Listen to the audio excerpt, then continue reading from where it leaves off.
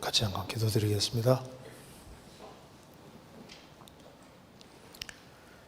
자비로우신 우리 아버지 하나님, 오늘도 이렇게 저희들을 한자리에 불러 모아주시고 하나님의 말씀을 배울 수 있게 해주신 것을 감사합니다.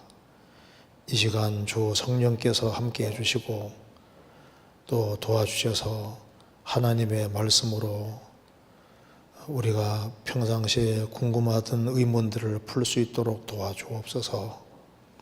저희 발걸음을 말씀 위에 굳게 세워주시고 말씀 가운데 걸어갈 수 있도록 역사해 주옵소서.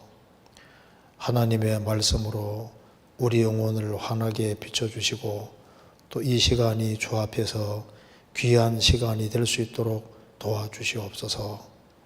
주 예수 그리스도 이름으로 기도하옵나이다. 아멘. 오늘 질문이 여러 가지가 나와 있습니다. 그 질문이 좀 좋은 내용도 많고 약간 어려운 내용도 있는 것 같아요. 그래서 질문이 이제 8개인가 9개 되는데 하나씩 한번 생각을 해보도록 하겠습니다.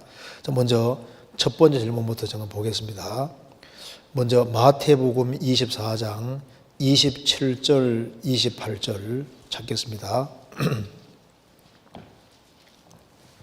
마태복음 24장 27절, 28절. 번개가 동편에서 나서 서편까지 번쩍임같이 인자의 임함도 그러하리라. 죽음이 있는 곳에는 독수리들이 모일지니라. 마태복음 24장에는 마지막 시대의 일들을 예언하고 있음을 배웠습니다. 예수님께서 27절 공중재림을 말씀하시면서 28절을 이어서 말씀하시는데 죽음과 독수리가 등장하여 부정적인 의미 같은데 어떠한 의미로 이 말씀을 예수님이 하셨는지 알고 싶습니다 하는 질문입니다. 여기에 27절에 번개가 동편에서 나서 서편까지 번쩍임같이 인자의 맘도 그러하리라. 우리가 알고 있는 대로 마태복음 24장은 예수님이 종말 때 있을 것을 자세히 말씀해 주셨습니다. 이제 그러면서 여기에 인자의 임함도 이와 같으리라. 예수님이 오시는 걸 말씀하시면서 번개가 동편에 나서 서편까지 번쩍임 같이. 왜 이 말씀을 하시냐면은 예수님이 오실 때 사람들이 이런 얘기를 할 거라는 겁니다. 여기에 25절에 26절입니다. 그러면 사람들이 너희에게 말하되 보라 그리스도가 골방에 있다 하여도 나가지 말며 보라 광야에 있다 하여도 나가지 말고 보라 골방에 있다 하여도 믿지 마라. 예수님이 오실 때 이제 공중재림이라고 하는 것은 이렇게 어떤 특정한 장소에 오는 게 아니라는 겁니다. 그래서 이제 그리스도가 여기 있다 저기 있다 해도 믿지 말라고 했습니다. 사람들이 말하기를 그리스도가 광야에 있다 또 골방에 있다 그리고 여기 있다 저기 있다 말해도 믿지 말으라고 했습니다. 23절에도 그때 사람이 너희에게 말하되 보라 그리스도가 여기 있다 혹 저기 있다 하여도 믿지 말아라. 그리스도는 오실 때 어떻게 오시냐 하면은 특정한 장소에 광야나 골방이나 특정한 장소에 오는 게 아니라 전 세계적인 현상이라는 겁니다. 그래서 여기에 27절에 번개가 동편에서 나서 서편까지 번쩍임같이 번개가 동편에 서편에 번쩍임같이 인자의 맘도 그러하리라. 번개가 번쩍하는 것처럼 전 세계적으로 순식간에 주님께서 오시는데 이건 여기 있다 저기 있다가 아니라 전 지구적으로 순식간에 주님이 임하시기 때문에 이제 번개가 동편에 나서 서편까지 번쩍임 같이 예수님이 오실 때 전 세계적으로 아주 순식간에 번개가 번쩍하는 것처럼 순식간에 구원받은 사람들은 저 위에 서게 되고 구원 안 받은 사람은 남게 되는 겁니다. 그래서 여기에 고린도전서 15장 찾겠습니다.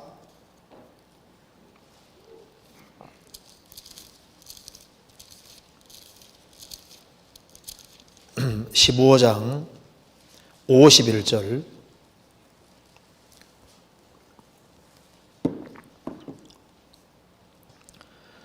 보라 내가 너희에게 비밀을 말하노니 우리가 다 잠잘 것이 아니요 마지막 나팔에 순식간에 혼련이 다 변하리니 나팔 소리가 나매 죽은 자들이 썩지 아니할 것으로 다시 살고 우리도 변하리라. 이 썩을 것이 불가불 썩지 아니할 것을 입겠고 이 죽을 것이 죽지 아니함을 입으리로다. 이 썩을 것이 썩지 아니함을 입고 이 죽을 것이 죽지 아니함을 입을 때에는 사망이 이김에 삼킨 바 되리라고 기록된 말씀이 응하리라. 이제 주님이 공중에 재림하실 때 마지막 나팔에 순식간에 혼란이 다 변하는데 번개가 동편에 나서 서쪽에 번쩍임 같이 주님이 갑자기 오실 때 순식간에 혼란이 다 변하는데 구원받고 죽은 사람들이 죽지 아니할 몸으로 부활하고 살아있는 사람도 변화될 것이다. 그래서 우리는 불가불 썩지 아니하는 몸을 입을 것이다. 그래서 사망이 이김에게 삼킴을 당하니까 다시는 죽지 않는 그런 몸으로 우리가 바뀌어지게 되는 겁니다. 그래서 주님이 갑자기 딱 오시고 나면은 들림받지 못하고 남은 사람은 어떻게 되느냐. 마태복음 24장 다시 보시겠습니다. 24장 28절에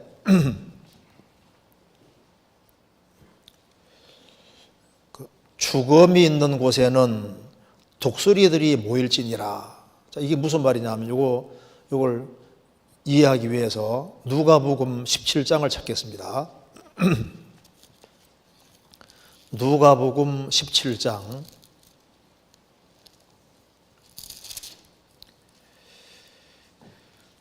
34절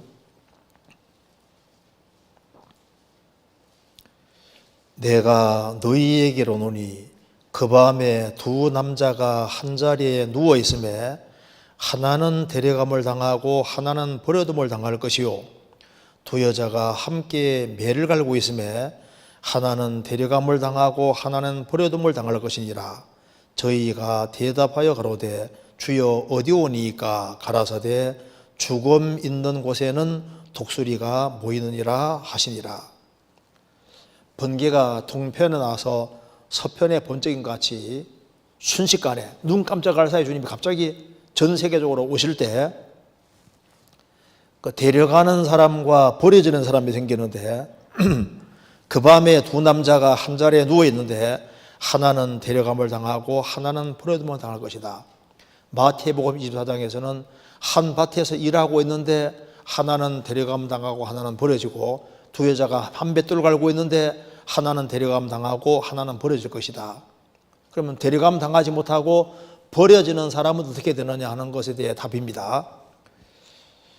37절 저희가 대답하여 가로되 예수님 제자들이 이제 물었습니다.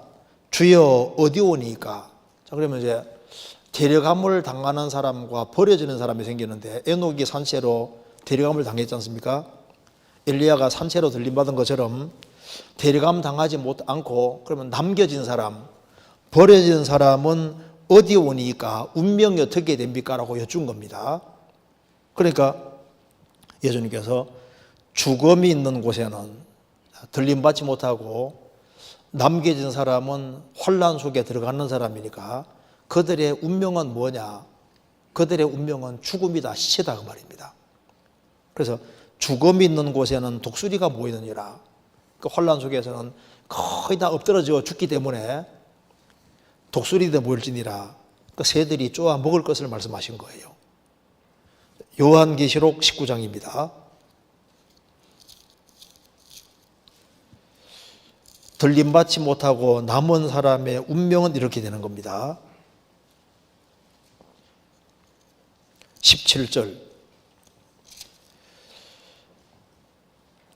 이제 요한계시록 19장 11절 이하는 예수님의 지상재림 장면입니다.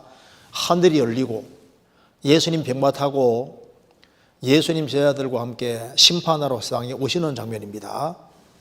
그리고 하나님이 만국을 심판하는 것이 15절에 나와 있고 17절에 또 내가 보니 한 천사가 해에 서서 공중에 나는 모든 새를 향하여 큰 음성으로 외쳐 가로되 와서 하나님의 큰 잔치에 모여 왕들의 고기와 장군들의 고기와 장사들의 고기와 말들과 그 탄 자들의 고기와 자유한 자들이나 종들이나 무론대소하고 모든 자의 고기를 먹으라 하였더라. 7년 혼란 속에는 하나님이 막 지구상에 엄청난 재앙을 내리기 때문에 짐승들도 먹을 것이 없는 거예요. 사람들이 시체로 엎드러질 때 짐승들이 결국은 먹을 것을 말씀하신 겁니다. 그래서 죽음이 있는 곳에는 독수리가 모일지니라. 그러니까 들림받지 못하고 남은 사람 운명은 결국은 시체고 그들은 결국은 짐승의 밥이 되는 거다. 그러니까 비참함밖에 남은 것이 없다 그 말입니다. 에스겔 39장 찾겠습니다.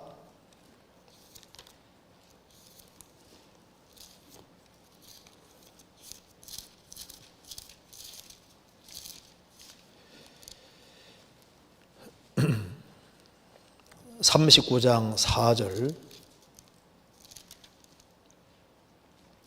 러시아가 이제 이스라엘을 쳐서 망하는 걸 이야기하면서 39장 4절에 너와 내 모든 때와 너와 함께 한 백성이 다 이스라엘 산 위에 엎드러지리라. 내가 너를 각종 움키는 새와 들의 짐승에게 붙여먹게 하리니 내가 빈들에 엎드러지리라. 이는 내가 말하였음이니라. 나 주 여호와의 말이니라. 그리고 그 뒤에 17절 너 인자야 나 주 여호와가 말하노라. 너는 각종 새와 들의 각종 짐승에게 이르기를 너희는 모여오라. 내가 너희를 위한 잔치 곧 이스라엘 산 위에 예비한 큰 잔치로 너희는 사방에서 모여서 고기를 먹으며 피를 마실지어다. 너희가 용사의 고기를 먹으며 세상 왕들의 피를 마시기를 바산의 살찐 짐승 곧 수양이나 어린 양이나 염소나 수송아지를 먹듯 할지라. 내가 너희를 위하여 예비한 잔치의 기름을 너희가 배불리 먹으며 그 피를 치도록 마시되 내 상에서 말과 기병과 용사와 모든 군사를 배불리 먹을지니라 하라. 나 주 여호와의 말이니라. 그래서 노아 방주가 완성이 되고 코로 숨쉬는 동물들 한 쌍씩 방주에 들어가고 노아 8식구가 방주에 들어가고 방주문이 딱 닫혔을 때 방주 밖에 있는 짐승과 사람은 1년 홍수 안에 다 죽잖아요. 그것처럼 은혜 시대가 끝나고 주님이 이제 갑자기 오셔서 이제 데려가는 사람이 생기고 나머지 이제 버려지는 사람은 7년 혼란 속에서 다 엎드러지는데 7 인의 심판 때 인류의 4분의 1이 죽고 7 나팔 심판 때 인류의 3분의 1이 죽고 7 대접 심판 때 인류가 거의 멸절하게 되는 겁니다. 그래서 주님 앞에 버려짐을 당하는 사람의 운명은 뭐냐? 결국은 시체다. 짐승의 밥밖에 될 것이 없다 그 말입니다. 소망 없으니까 구원받아야 될 것을 말씀하시는 겁니다. 시편 90편에 보면은 하나님께서 저희를 홍수처럼 쓸어 가시나이다, 그런 말씀이 있는데, 노아 홍수는 1년 있었고 1년 안에 노아 홍수던 시대 사람들 다 죽였지 않습니까? 그런데 그 매 세대마다 홍수가 벌어지는 거나 마찬가지인 거예요. 한 세대는 오고 한 세대는 간다는 말씀대로 세대 교체가 이루어지면서 이 지구상에서 와 하고 활동했던 사람이 그냥 그 세대 안에 다 쓰러지고 없어지는 겁니다. 그러니까 매 세대마다 세계적인 홍수 일어나는 것처럼 다 죽어가는 인생인 거예요. 그죠? 1800년대 사람들 막 활동하다가 다 지나갔잖아요. 그러니까 매 세대마다 세대 교체가 이루어지는 거니까 세대마다 홍수가 일어나는 거 마찬가지다 그 말입니다. 그런데 지금은 세상이 너무 타락했습니다. 그래서 베드로전서 4장 보면은 저희가 그런 극한 방탕에 너희가 그런 극한 방탕에 다름질하지 아니하는 것을 이상히 여겨 비방하나, 극한 방탕이 그 헬라 원어에는 방탕의 홍수라고 했습니다. 불신자들은 지금 아주 극한 방탕에 다름질한다, 방탕의 홍수에 휩쓸려 떠내려가고 있는데 거기에서 건짐받은 사람을 부러워해야 되는데 극한 방탕, 방탕의 홍수에서 건짐받은 사람을 오히려 비웃고 비난한다 그 말입니다. 지금 방탕의 홍수가 지금 세상이 지금 전부 다 몰아서 멸망을 끌고 가고 있는데 거기서 우리가 건짐을 받은 거예요.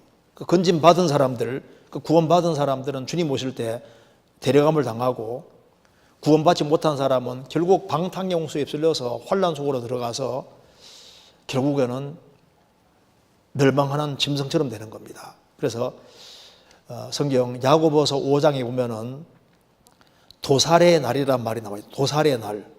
도살이 뭔지 아시죠? 짐승 잡는 날. 그러니까 7년 환란이 다른 말로 도살의 날, 도살. 짐승을 잡는 것처럼 존귀에 처하나 깨닫지 못하는 사람은 멸망하는 짐승 같고, 결국은 하나님 형상대로 지음받은 인생이 육체가 전부라고 생각을 하고 생을 사는 사람은 죽음 건너가면은 이제 환란, 주님이 공중에 재림하시고 지구상에 재앙 내릴 때 그들은 도살의 날을 맞이하게 되는 겁니다. 그러니까 도살은 죽이는 거잖아요. 무자비한 심판밖에 없는 것을 지금 말하고 있는 겁니다. 그래서 주님이 오시는 것은 지역적인 것이 아니라 전 세계적인 것이다. 번개가 퍼쩍 하는 것처럼 주님 순식간에 전 세계적으로 구원받은 사람만 딱 데려가시는 겁니다. 지금 그걸 말하는 거예요. 남겨진 사람은 시체다, 그렇게 말하는 겁니다. 넘어가도 되겠죠? 그 다음 질문 보겠습니다. 두 번째는 천지 창조 순서로 식물이 셋째 날에 창조되었고 해와 달과 별은 넷째 날에 만들어졌습니다.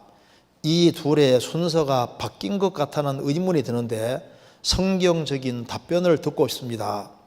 과학적으로 가능할 뿐 아니라 그에 해당되는 중요한 교훈도 있다고 생각되어지는데 설명 부탁드립니다. 이 질문도 좀 좋은 질문입니다. 하나님이 천지를 창조하시고 이 지구는 생명체가 없었습니다. 그런데 이 혼돈하고 공허한 이 지구, 흑암이 가득한 이 지구에 생명체가 있도록 작업하는 데 6일이 걸린 겁니다. 그런데 첫날은 빛이 있으라 하심에 빛이 있었고 그 빛이 하나님 보시기에 좋았더라.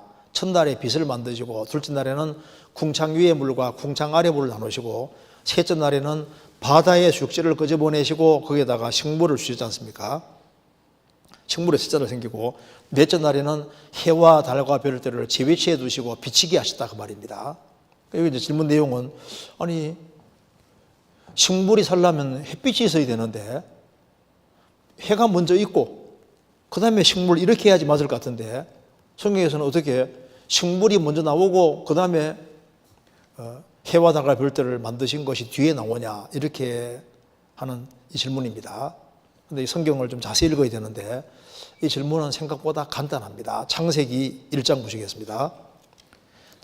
이걸 이해하기 위해서 창세기 1장에 먼저 창조란 말이 3번 나와 있다는 걸 기억할 필요가 있습니다. 창세기 1장 1절에 태초에 하나님이 천지를 창조하시니라. 창조는 히브리 말로 바라입니다. 바라는 일단 무에서 유를 창조하는 것을 만드는 것을 창조라고 하는 겁니다. 그러니까 엑스 니힐로, 엑스는 프로 몸으로부터, 니힐로 무에서부터, 무로부터 만들어내는 것이 창조거든요. 그리고 여기 창세기 1장 1절은 태초에 하나님이 천지를 창조하시니라.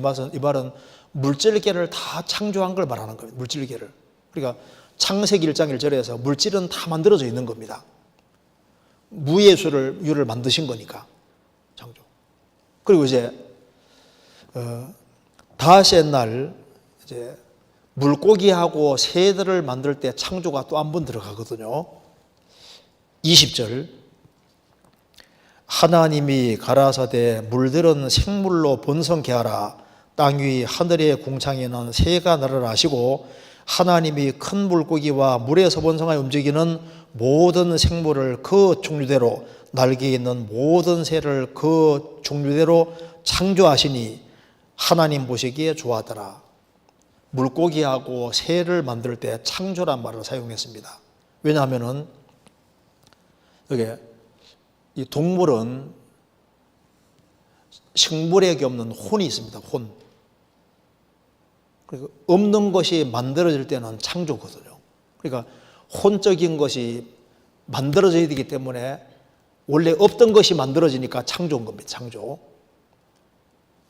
물고기 새 만들 때 창조라고 했는데, 그 다음에 옛날 다른 다른 동물들을 만들 때는 창조라고 안 사용하고 만들었다고 하고 있거든요. 조금 더 보여드리겠습니다. 그리고 이제 또 한 가지, 사람 만들 때 창조가 들어갑니다. 27절 하나님이 자기 형상 곧 하나님의 형상대로 사람을 창조하시되 남자 여자를 창조하시고.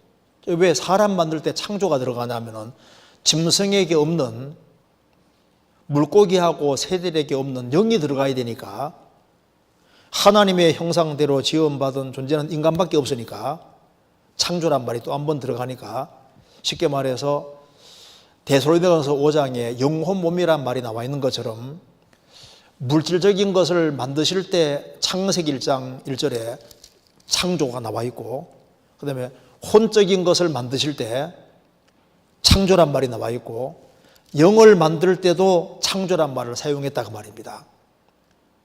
나머지는 창조가 된 상태에서 형태를 변하게 한다든가 할 때는 이미 있는 것을 활용할 때는 만들었다고 표현을 하고 있는 겁니다. 그래서 물고기하고 새 만들 때 창조라고 했는데 다른 짐승 만들 때는 만들었다고, 창조가 아니거든요. 만들었다고 되어 있습니다.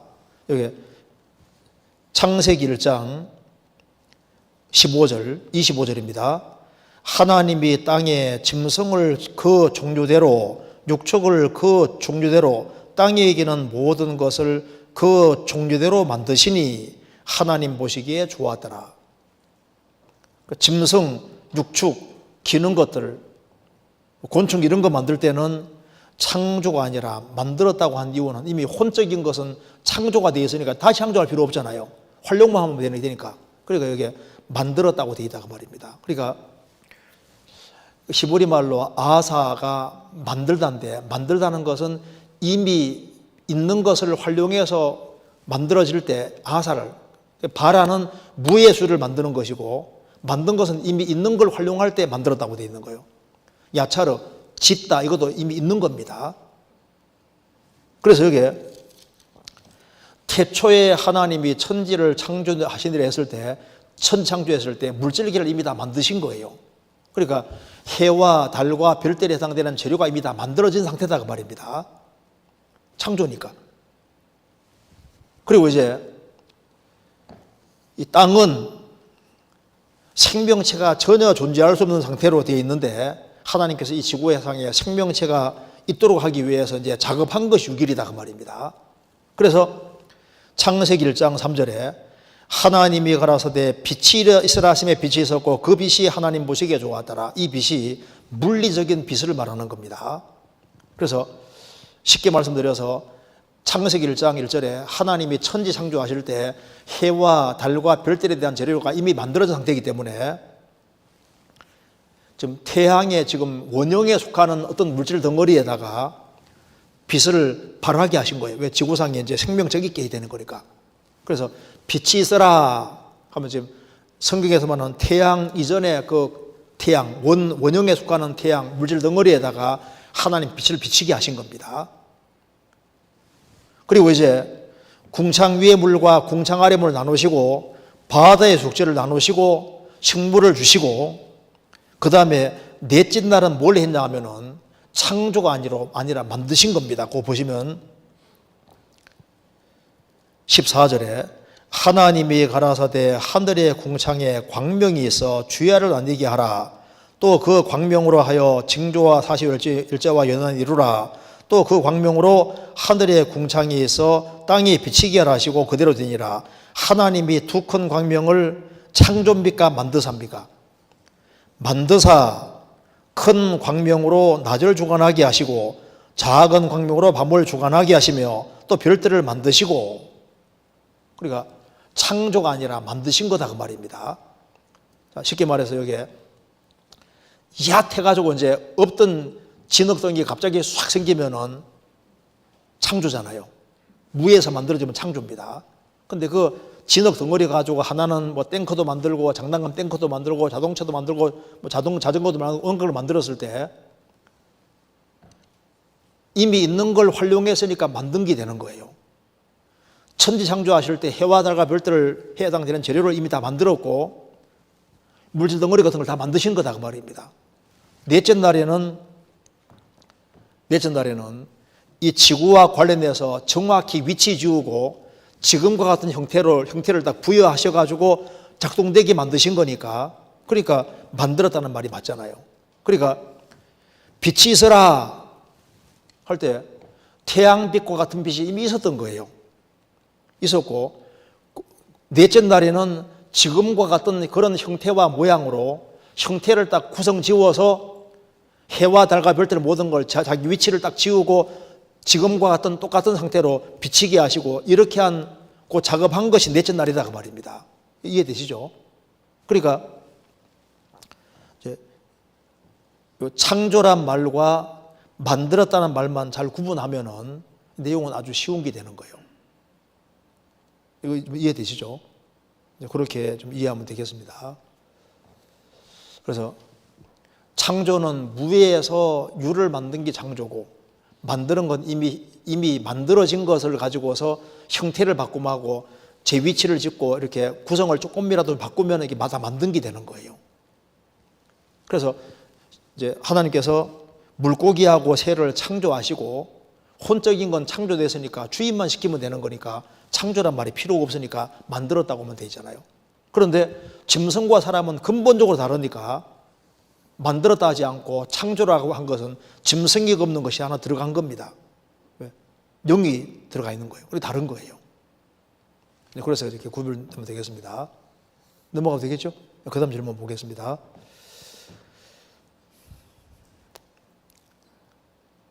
이거 한번 같이 생각해 봐야 될 질문 같아요. 한번 읽어볼게요. 안녕하세요. 저에게 벌어지는 일에 대하여 질문드립니다. 하나님께서는 구원받은 사람을 지켜주신다고 하셨는데 제 경우는 아닌 것 같습니다. 최근에 길을 가다가 이상한 남성분이 저를 빤히 쳐다보며 추행하는 일이 있었습니다. 만졌던 모양이죠. 터치했던 모양이죠. 이전에도 대중교통에서 비슷한 일이 있었는데 이런 안 좋은 일들이 벌어질 때 왜 하나님께서 지켜주시지 않으셨을까 하는 생각이 듭니다. 저에게 필요한 말씀 부탁드립니다. 왜? 그래서 여기 이제 질문 내용이 하나님께서 구원받은 사람을 지켜주신다고 하셨는데 제 경우는 아닌 것 같습니다. 지켜주신다고 하셨는데 지켜주시죠, 주님께서. 구원받은 사람은 그 영혼이 주님의 손에 딱 붙잡혀 있습니다. 내 손에서 빼앗을 자가 없다고 하시잖아요. 또 구원받은 사람을 배후에 또 천사도 있습니다. 삼가 이 소자 중에 하나도 없이 여기지 말라. 저희 천사들이 하늘에 계신 내 아버지 얼굴을 항상 배옵느니라. 구원받은 사람 배후에 천사들도 있고 천사들이 둘러 진진하는 말씀도 있고 너희에게는 머리털까지 다 세신 바 되셨다. 구원받은 사람 머리가 다 세신 바 되셨고 천국 갈 때까지 주님이 도와주고 지켜준다는 말이 맞지요. 그런데 도와주고 주님이 지켜주시는데 그렇다고 해서 어려움을 안 당하는 건 아니다 그 말입니다. 그래서 도와주는 거하고 어려움 당하는 거하고 좀 다른 문제입니다. 어려움을 겪지만은 주님이 도와주시거든요. 또 모든 걸 주님 허락하신 범위 안에서 모든 것이 되어지는 겁니다. 성경에서 구원받은 사람의 영혼을 지키시고 주님이 일생 동안 보호하시고 지켜주시고 인도해 간다는 말은 사실입니다. 그렇지만은 어려움은 당할 수 있다고 성경이 말을 하고 있지 않습니까? 요한복음 17장 잠깐 찾겠습니다. 요한복음 17장 8절입니다.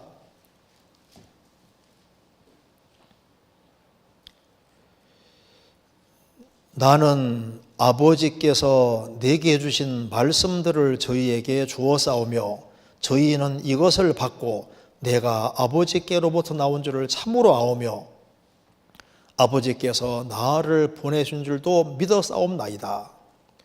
예수님이 택하신 12제자 중에 가룟 유다를 제외한 사람은 믿었습니다. 나는 아버지께서 내게 주신 말씀들을 제 아들에게 주었사오며 저희는 이것을 받고 내가 아버지께로부터 나온 줄을 참으로 아오며 믿었나이다. 알고 참으로 믿은 사람, 그 사람은 아버지의 것이기 때문에 지켜주신다 그 말입니다. 그래서 12절에 내가 저희와 함께 있을 때 내게 주신 아버지 이름으로 저희를 보존하와 지켰나이다. 그 중에 하나도 멸망치 않고 오직 멸망의 자식뿐이 오니 이는 성경을 응하게 함이니이다. 내가 저희와 함께 있을 때 내게 주신 아버지 이름으로 저희를 보존하와 지켰나이다. 주님께서 공생의 당시에도 저희를 지켜주시고 죽으시고 부활하지 이후에도 지켜주셨지 않습니까? 그 어떤 외국에서 쓴 글에 보면은 이제 한 사람이 정말 놀기 좋아하는 사람이 있었는데 그 중에 한 사람이 이제 구원을 받은 거예요. 구원받아 독실한 크리스찬이 돼서 동료 친구들을 전도하는데 전도를 안 받습니다. 그래서 그 한 친구는 춤추기 그렇게 좋아하는 친구인데 이제 구원받아야 될 것을 아주 진지하게 있긴 하는데 안 받아들이는 거예요. 그래서 친구 면전에 전도서 11장에 있는 구절, 젊은 시절을 즐기고 사는 건 자유지만은 이 일로 인하여 너를 심판할 줄 알라, 그 말을 면전에 아주 탁 쏘아붙인 겁니다.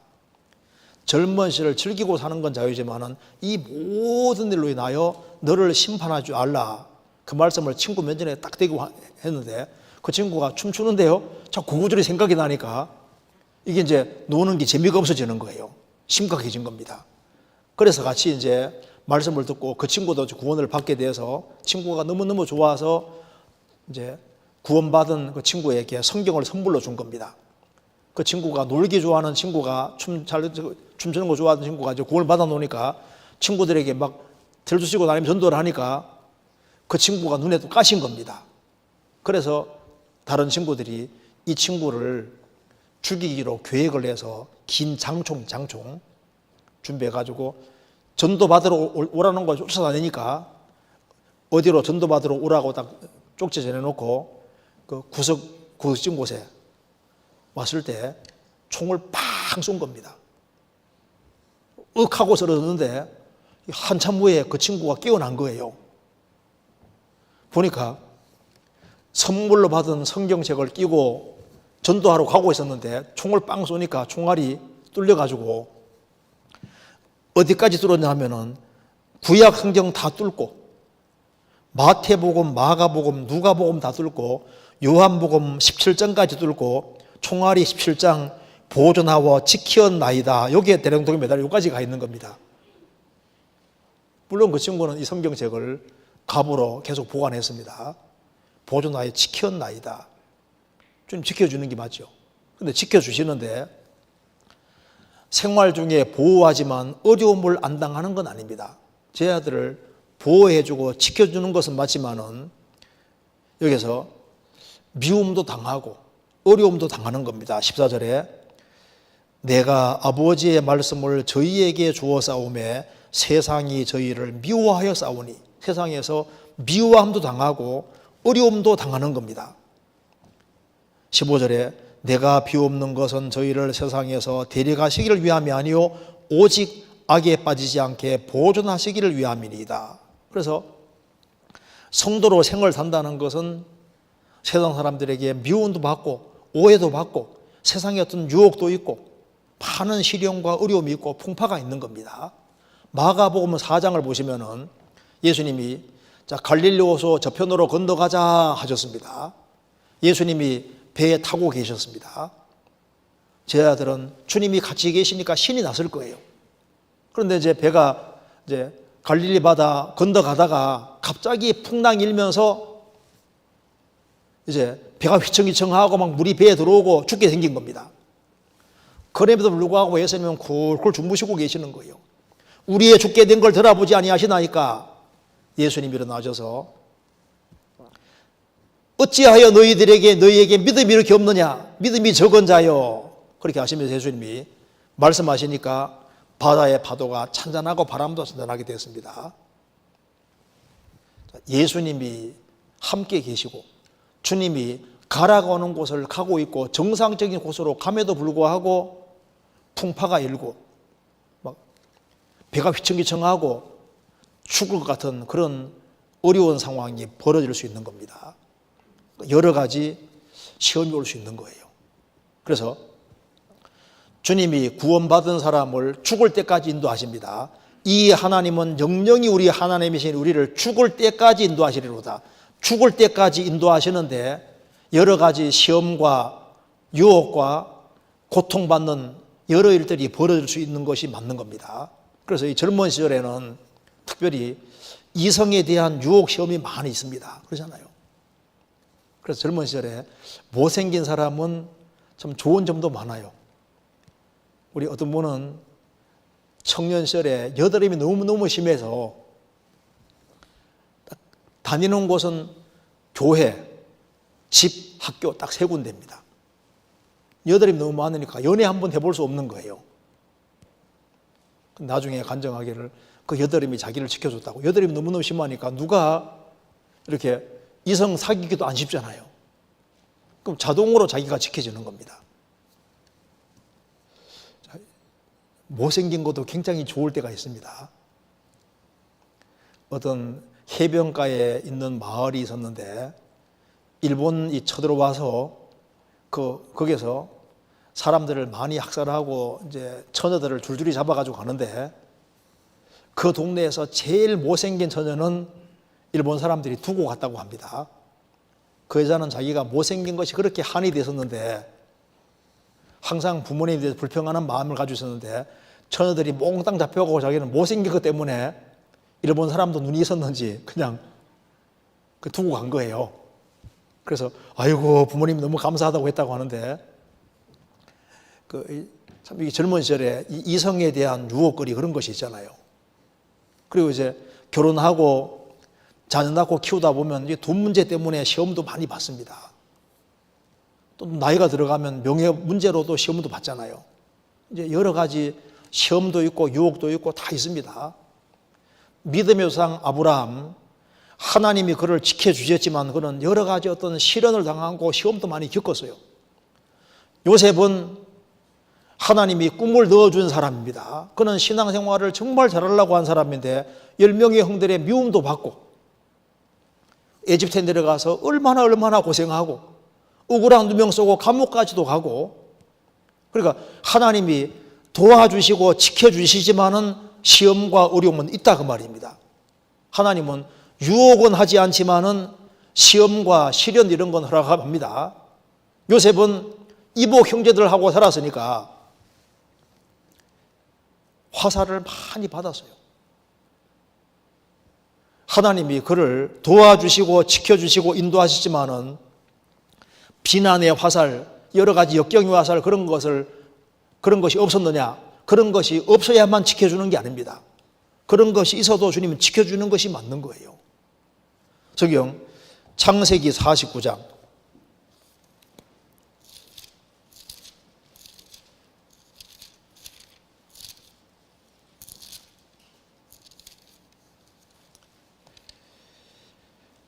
22절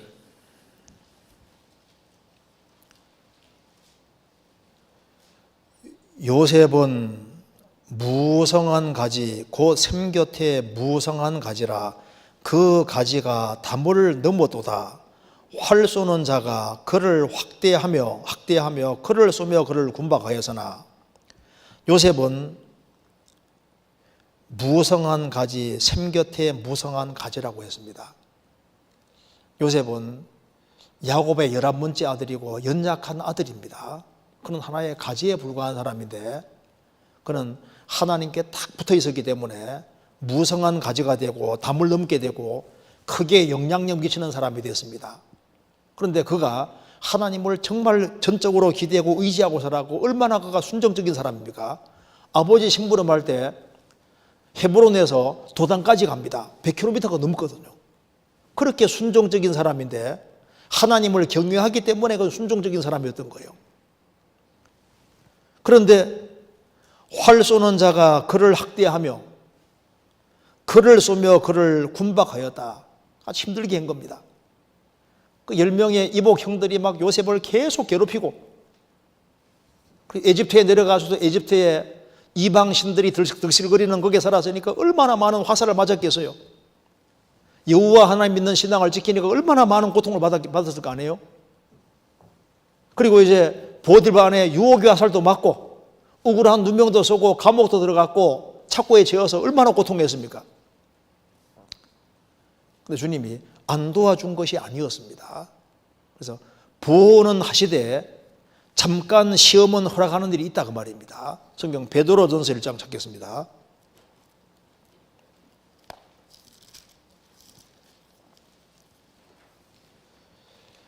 1장 5절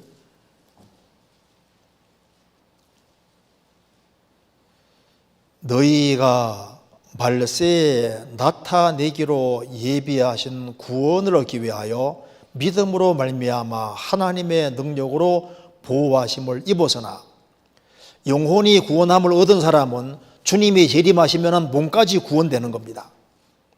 그래서 주님께서 그 구원받은 사람을 하나님의 능력으로 보호하십니다. 보호는 하시지만은 6절에 그러므로 너희가 이제 여러 가지 시험을 인하여 잠깐 근심하게 되지 않을 수 없으나 오히려 크게 기뻐하도다. 보호는 하시지만은 여러 가지 시험이 있고 그래서 잠깐 근심이 없을 수 없다. 있다는 겁니다. 그러니까 보호는 하시되 시험과 어려움은 당할 수 있는 거예요. 그래서 보호하신다고 해서 어려움 같은 것이 없고 억울한 일 같은 거 당하는 게 없다는 말이 아니다 그 말입니다. 그런데 여기 이제 전문 내용이 이제 아니 어떤 사람이 날 많이 쳐다보고 나를 자꾸 이렇게 건드린다 그 말입니다. 버스 탈 때도 뭐 이렇게 그런 일이 있다. 근데 그게 이제 왜 그런 일이 있을까? 먼저는 자기가 원인이 없는지도 생각해 봐야 돼요. 아주 평범한 옷을 입고 좀 탁 튀지 않는 그런 옷을 입고 남에게 끌리지 않는 평범한 옷을 입었으면은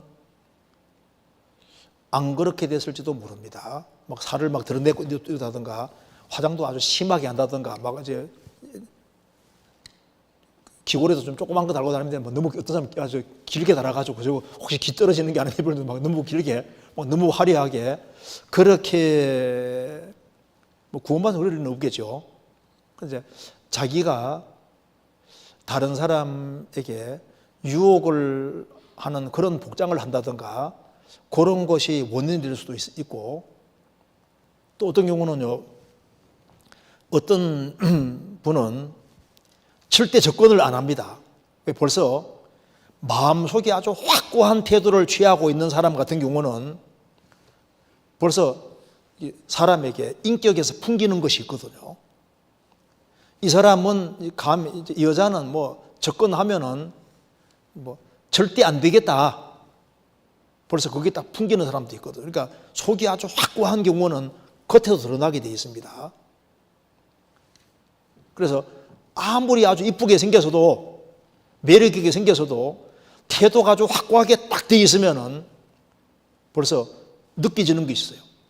사람이 영혼이라는 그 사람이 실체이기 때문에 무리에 비치면 얼굴이 서로 같은 가지 사람 마음도 비치거든요.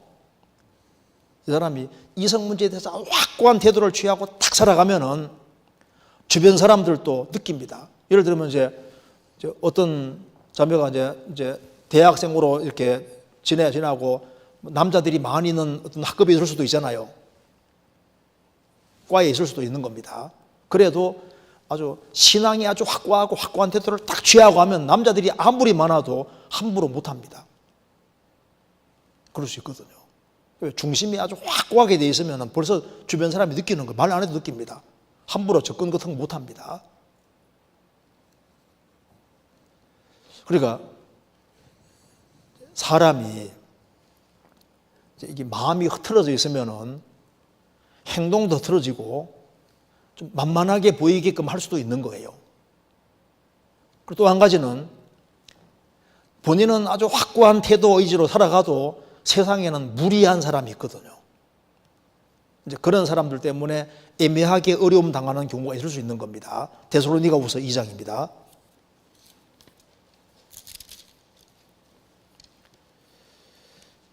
(2장 2절)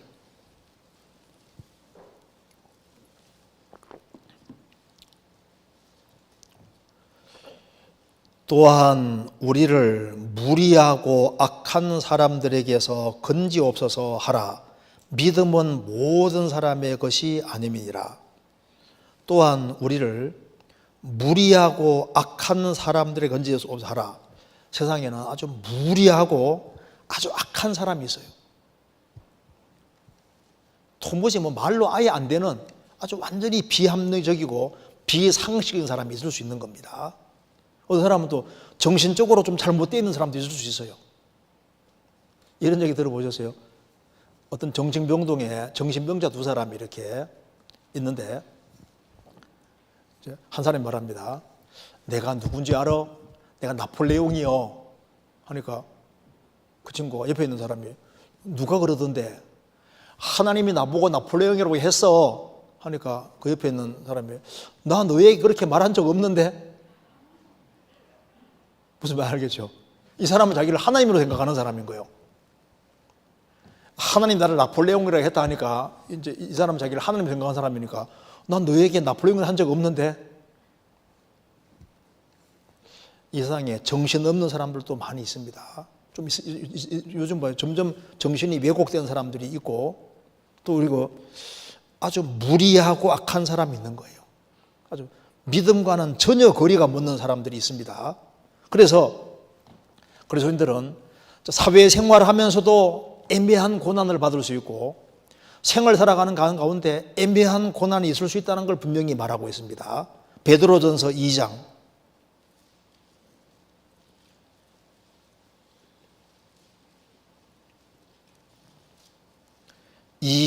19절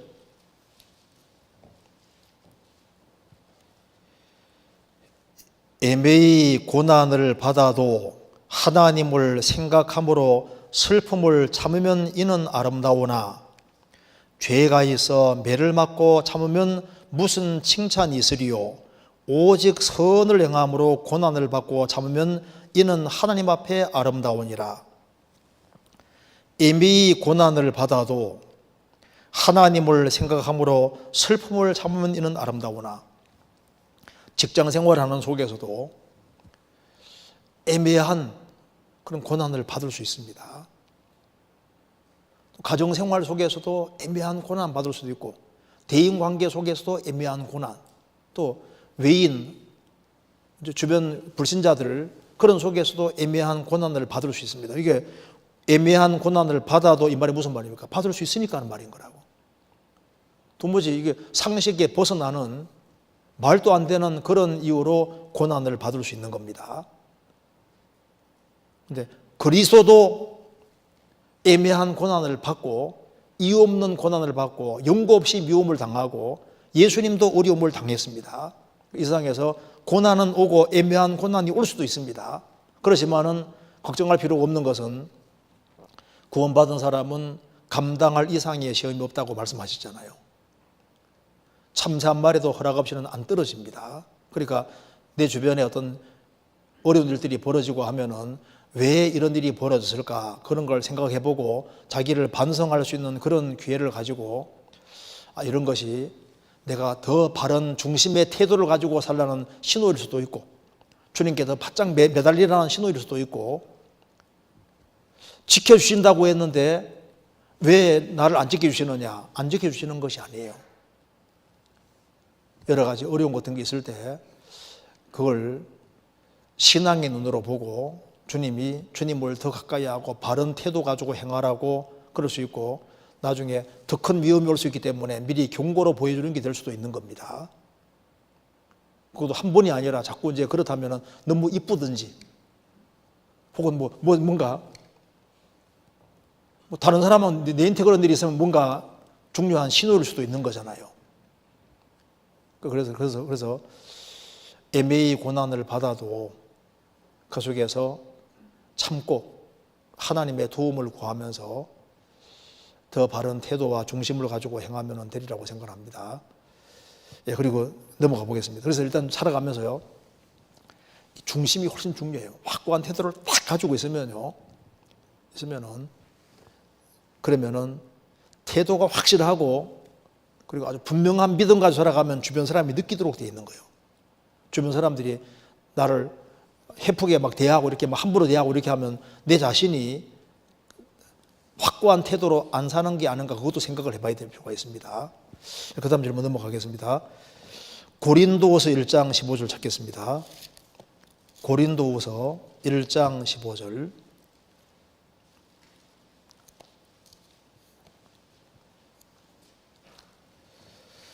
제가 읽겠습니다.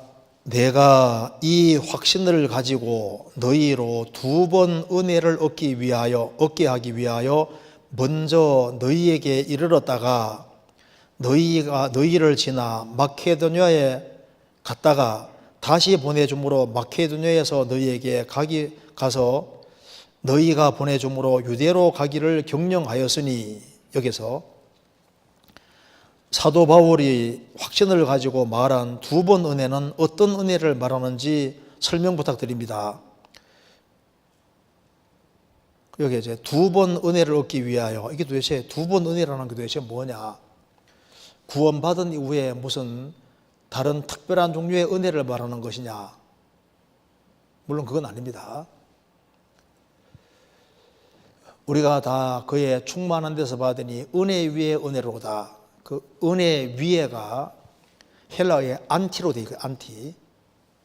은혜 위에 은혜라는 말은 구약시대의 은혜에 대비해서 예수님은 더 큰 은혜를 가져왔다 그 말입니다. 그러니까 구약시대 때도 하나님의 은혜를 많이 베풀어 주셨는데 예수님으로 말미암아 은혜 위에 이 구약시대의 은혜에 대비해서 더 큰 은혜를 주님이 가져왔다 그런 말이지 구원받은 이후에 그 다음에 그런 은혜를 지금 직접 말하는 게 아니고 은혜 위에 은혜 안티 은혜에 비교했을 때 이쪽 은혜에 대치할 만한 이거보다 더 큰 은혜를 가져왔다 그 말입니다. 그리고 구약적인 은혜가 있었는데 예수님으로 말미암아 정말 상상할 수 없는 더 큰 은혜가 왔다는 걸 지금 말하고 있는 겁니다. 물론 신앙생활 속에서는 우리가 주님이 은혜를 주시고 더 주시고 계속 주신다는 그런 말로 사용해도 관계가 없는 겁니다.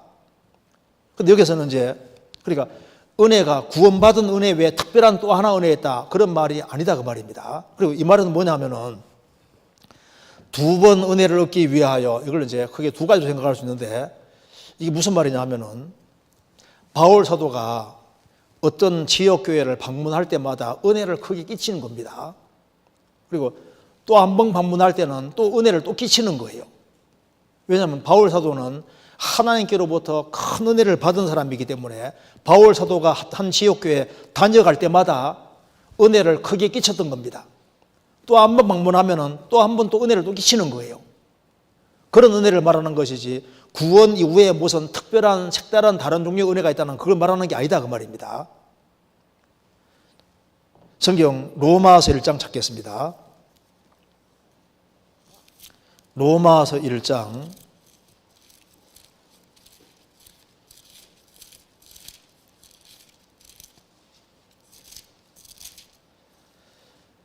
1장 5절 그로 말미암아 우리가 은혜와 사도의 직분을 받아 그 이름을 위하여 모든 이방인 중에서 믿어 순종케 하나니 우리가 은혜와 사도의 직분을 받았다고 했습니다. 그래서 바울 사도는 고린도 교회에 아주 간절히 가기 원한 이유가 하나님께로 큰 은혜를 받았기 때문에 은혜를 끼치기를 원했던 겁니다. 그래서 11절에 내가 너희 보기를 심히 원하는 것은 무슨 신령한 은사를 너희에게 나눠주어 너희를 견고케 하려 함이니 은혜와 사도의 직분을 받았기 때문에 이걸 사람에게 나눠주기 원했습니다. 그래서 바울 사도가 로마 지역에 가면은 무슨 신령한 은사를 너희에게 나눠주어 너희를 견고케 하려 함이니 그래서 바울 사도가 고린도 지역에 한 번 방문할 때 은혜를 거기 끼치는데 또 한 번 방문하면 그들에게 교회에 아주 큰 은혜가 되는 거예요. 무슨 말이 되시죠? 그래서 바울 사도가 다니는 곳마다 은혜를 끼친 겁니다. 여기 로마서 15장 19절입니다.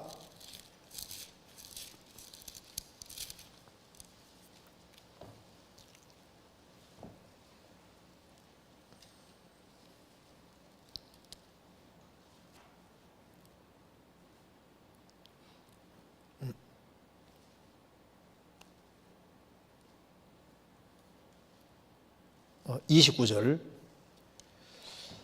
내가 너희에게 나갈 때 그리스도의 충만한 축복을 가지고 갈 줄을 아노라. 내가 너희에게 갈 때 그리스도의 충만한 축복을 가지고 갈 줄 아노라. 그래서 바울 사도가 이제 3차에 걸쳐 전도 여행하면서 가는 곳마다 은혜를 끼쳤습니다. 그리고 이제 또 한 번 그 지역을 또 방문하면 식구들이 또 은혜를 크게 받는 거예요. 그래서 은혜를 끼치는 것을 지금 말하고 있는 거다 그 말입니다.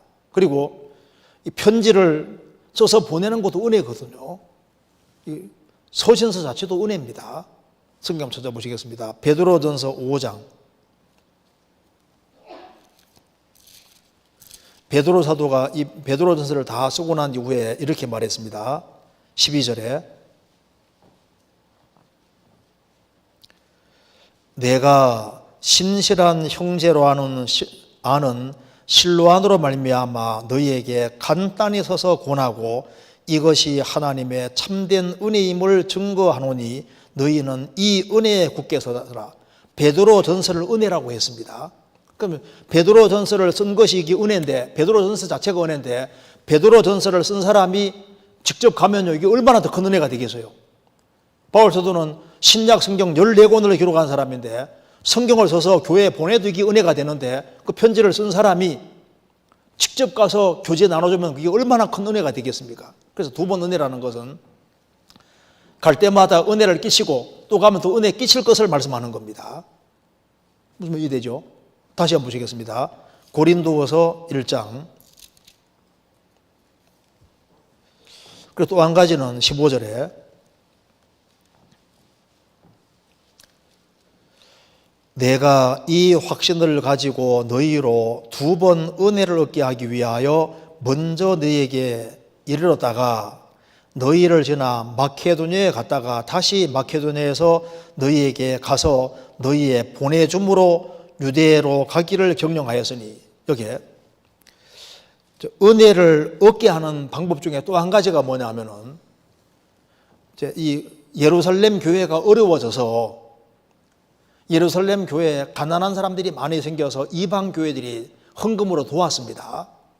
그래서 바울 사도가 이제 고린도 교회에 가서 구원 그 식구들이 고린도 그 예루살렘 교회를 위해서 헌금한 것을 모아서 이제 그 보내주는 헌금을 가지고 가서 이제 유대 예루살렘에 갖다 주는데, 그때 그것을 가지고서도 은혜라고 했습니다. 그래서 은혜를 얻게 하는 것이 이제 물질을, 헌금을, 그걸 적극적으로 헌금해 주는 것도 은혜가 되는 거예요. 그래서 그 헌금을 거두어서 가져가는 것도 은혜를 얻게 하는 게 되는 겁니다. 그러니까 베풀어 주는 사람은 자기에게 은혜가 되는 거예요. 그래서 여기에 이거하고 또 원어가 똑같은 것이, 여기에 헌금하는 거, 예루살렘 교회에 돕는 것을 은혜라고 했거든요. 성경 찾아보시겠습니다. 고린도후서 보내준다 했는데 이걸 말하는 겁니다. 고린도후서 8장 1절입니다.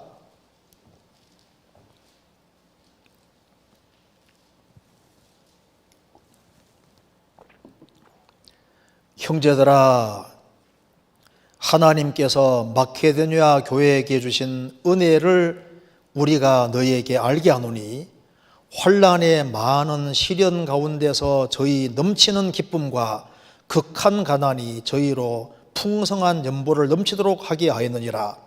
내가 증가하노니 저희가 힘대로 할 뿐 아니라 심해에 지나도록 자원하여 이 은혜와 성도 섬기는 일에 참여함에 대하여 우리에게 간절히 구하니, 우리의 바라던 것뿐 아니라 저희가 먼저 자신을 죽게 드리고 또 하나님의 뜻을조차 우리에게 주어도다.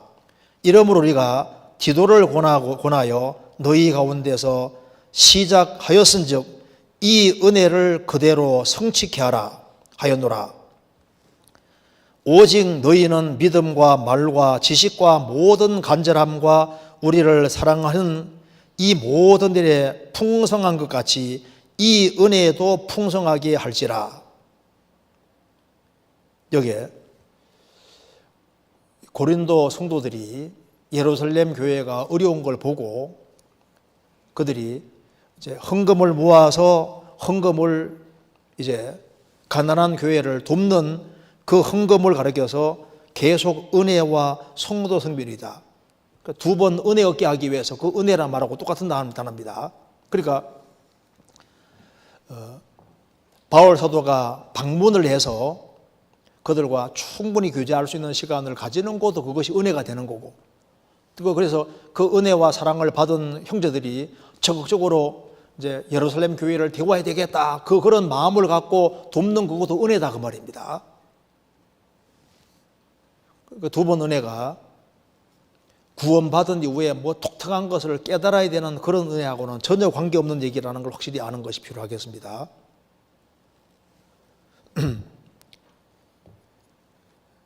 이거 좀 이해되시죠?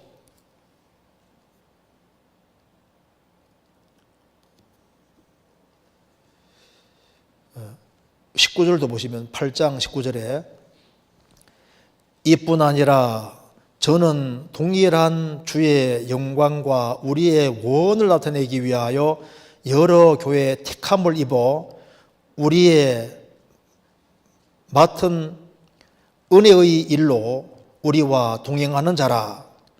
이것을 조심함은 우리가 맡은 이 거액의 연보로 인하여 아무도 우리를 해방하지 못하게 하려 함이니라. 이 거액의 연보, 교회가 이렇게 헌금한 걸 가지고서 이제 예루살렘 교회 갖다 주는 거니까 이게 거액의 연보, 이걸 말하면서 이것이 우리의 맡은 이 은혜의 일로, 그래서 연보 자체를 은혜라고 이렇게 표현을 한 겁니다. 이렇게 넘어가도 되겠죠? 예, 그 다음 한번 보겠습니다. 다니엘서 3장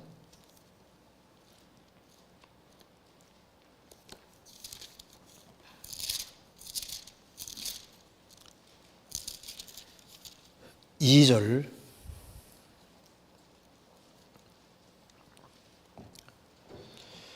느부갓네살 왕이 보내어 방백과 수령과 도백과 재판관과 재무관과 모사와 법률사와 각도 모든 관원을 자기 느부갓네살 왕에 세운 신상의 낙성 예식에 참집하게 하매. 그 다음 6절.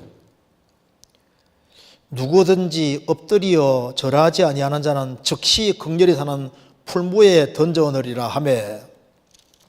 12절.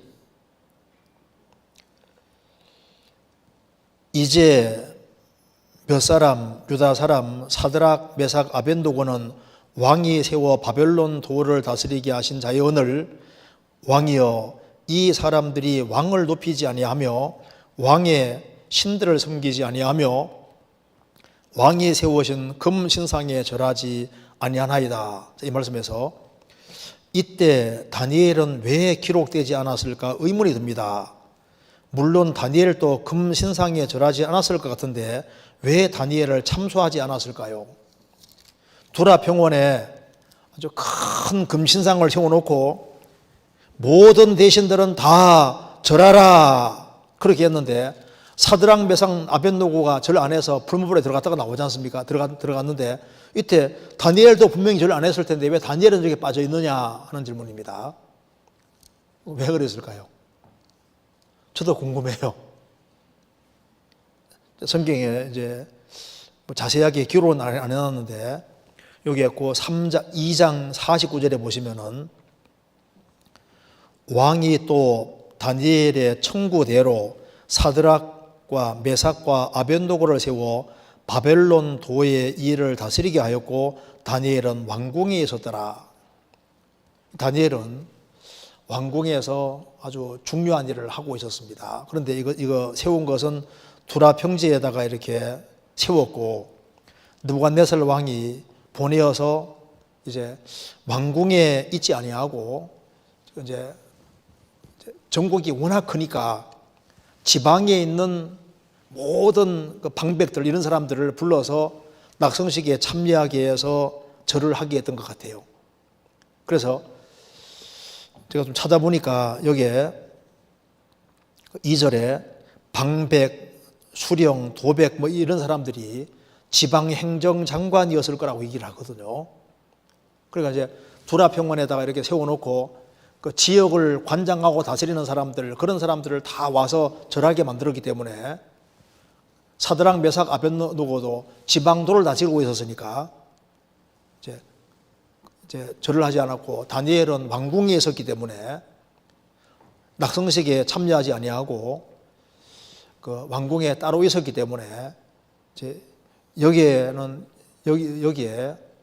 제외되는 사람으로 있었을 거다. 아마 그러리라고 생각을 합니다. 근데 뭐 성경에 정확히 정답이 없으니까 정확히 알 수가 없는데 그냥 왕궁에 왕이 있게 있을 수도 있고 그리고 이제 왕궁에 있는 사람들은 을에 왕과 같이 있으니까 제외시켜 놓고 지방에 있는 모든 행정장관들 이런 사람들을 이제 절을 하게 왜냐하면 그 통치를 아주 확고하게 해야 되기 위해서 그렇게 했을 수도 있고 또 아니면 다니엘이 저 먼 곳에 파송되어 있었는지 우리가 알 수가 없습니다. 성경에 정확히 나와 있는 건 없는데 하여튼 간에 이유가 있었을 거예요. 이제 가장 합리적인 것은 아마 다니엘은 왕궁에 있고 지방 행정관들 중심으로 해가지고 절을 하게 했다면은 이 말은 아주 쉽게 이해될 수 있으리라 생각합니다. 그래서 사드락, 메삭, 아벳노고 통해서 주님 영광을 나타내 주신 겁니다. 그 다음 질문 보겠습니다. 이건 나중에 확실한 답은 아직 없으니까 주님 앞에 가서 물어보든지 그렇게 넘어가 보겠습니다. 그 다음 질문. 전도 대상자가 저에게 아래와 같이 말한 적이 있습니다. 무조건 니네만 맞다고 주장하면 설득력이 떨어진다. 다들 자기가 믿는 게 진짜라고 생각한다. 다른 종교에 대해서도 알아보고 배워본 후에 전도해야 설득력이 있지 않겠느냐. 듣고 보니 맞는 말 같기도 해서 할 말이 없었는데요. 어떻게 답하는 게 지혜로운 대답일까요? 무조건 니네만 옳다고 하면 어떡하냐. 다른 종교에 대해 네가 알아봤냐? 아니 안 알아봐서. 이 다른 종교에 대해서 알아보고 다 배워본 후에 전도해야지. 이렇게 말하는데 그 말 듣고 보니까 설득력이 있고 그 말 보니까 그럴싸하지 않습니까?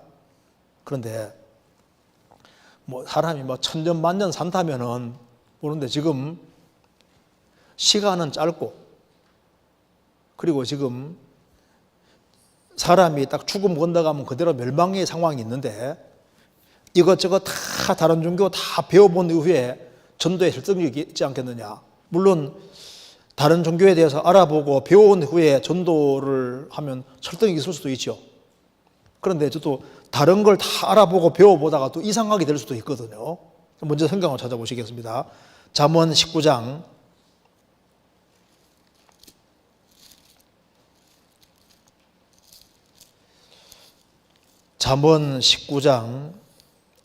27절.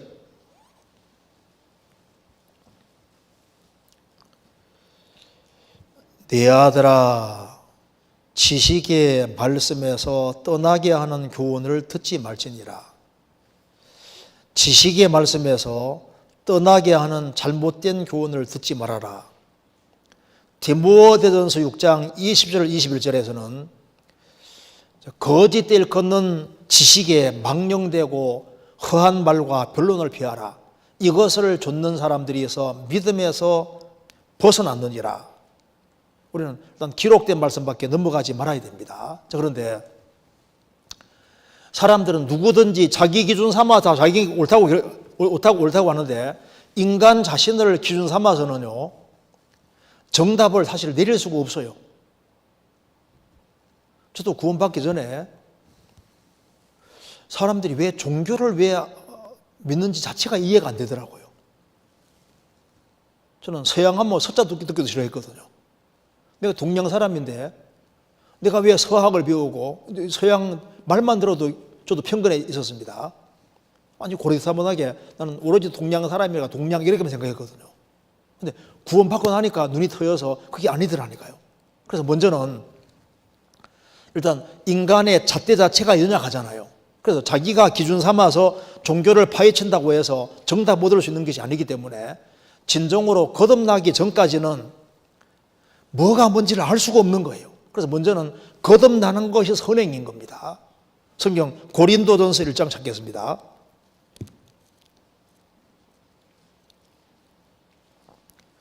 고린도전서 1장 18절. 십자가의 도가 멸망하는 자들에게는 미련한 것이요 구원을 얻는 우리에게는 하나님의 능력이라. 기록된 바 내가 지혜 있는 자들의 지혜를 멸하고 총명한 자들의 총명을 폐하리라 하였으니 지혜 있는 자가 어디 있느뇨? 선비가 어디 있느뇨? 이 세대의 변사가 어디 있느뇨? 하나님께서 이 세상의 지혜를 미련케 하신 것이 아니뇨? 하나님의 지혜에 있어서는 이 세상이 자기 지혜로 하나님을 알지 못하는 거로 하나님께서 전도에 미련한 것으로 믿는 자들을 구원하시기를 기뻐하시도다. 왜 전도를 통해서 하나님이 구원하시냐면은 일단 이 세상 지혜는 하나님에 대해서는 캄캄하다 그 말입니다. 그래서 사람이 성령을 받기 전까지는 확실한 기준을 가질 수가 없는 거예요. 그 뒤에 2장 11절 사람의 사정을 사람의 속에 있는 영 외에는 누가 알리요? 이와 같이 하나님의 사정도 하나님의 영 외에는 아무도 알지 못하느니라. 우리가 세상의 영을 받지 아니하고 오직 하나님께로 온 영을 받았으니 이는 우리로 하여금 하나님께서 우리에게 은혜를 주신 것들을 알게 하려 하심이라. 우리가 이것을 말하거니와 사람의 지혜히 가르친 말로 아니하고 오직 성령의 가르친 것으로 하니 신령한 일은 신령한 것으로 분별하느니라. 육에 속한 사람은 하나님의 성령의 일을 받지 아니하나니 저희에게는 미련하게 보이며 또 깨닫지도 못하나니 이런 일은 영적으로 하여 분별함이니라. 성령으로 거듭나기 전까지는 도대체 뭐가 옳은지 그런지를 알 수가 없는 겁니다. 그래서 이제 모든 종교 다 알아보고 확인해 봐야 되지 않느냐, 그렇게 거론할 때 핵심을 어디 잡아야 되냐 하면은 예수님의 죽으심과 부활하심을 핵심으로 잡아야 됩니다. 세상의 모든 종교 교주들은 다 죽었는데 예수님이 기록된 대로 죽고 부활한 것은 모든 사람이 믿을 만한 증거라고 하셨기 때문에 예수님이 죽고 부활한 게 정말 사실이냐? 그러면 예수님이 죽고 부활한 게 사실이면은 가장 믿을 수 있는 것은 부활하신 그분이 하신 말씀을 제일 믿을 수 있는 겁니다. 그 예수님이 구약 성경을 다 믿으셨잖아요. 예수님은 창세기 1장 2장을 다 믿고 계셨고 노아 홍수를 믿고 계셨고 다니엘서도 그대로 믿고 계셨습니다. 구약 성경에 있는 걸 다 믿고 계셨고 그래서 예수님 말씀이 최종 권위가 되는 거예요. 예수님은 죽으시고 부활하셨기 때문입니다. 그래서 예수님이 구약을 인정하시면은 구약을 우리가 받아들여야 되는 겁니다. 왜? 예수님이 기준이니까. 그리고 이것저것 비교해 보라. 근데 비교 종교와 같은 거 하다가 망한 사람도 많거든요. 뭔가 자기가 잘 모르는 상태에서 탐구하다 보면은 이상하게 되기 쉬우니까 먼저는 확실한 것부터 먼저 확실하게 해놓고 그렇게 해야지 맞는 겁니다. 신명기 12장입니다. 신명기 12장.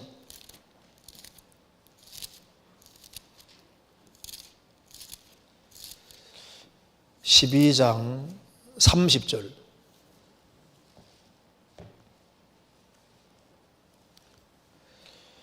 너는 스스로 삼가서 내 앞에서 멸망당한 그들의 자취를 밟아 올무에 들지 말라. 또 그들의 신을 탐구하여 이르기를 이 민족들은 그 신들을 어떻게 위하였는고 나도 그와 같이 하겠다 하지 말라. 여기에 너는 그들의 신들을 이방 신들을 탐구하여 원래 종교학이라는 것도 이방 신들을 탐구하는 겁니다. 탐구하여 그들은 어떻게 신을 위하였는고 그러다 잘못하면은 거기에 물들면 큰일 난다고 말입니다.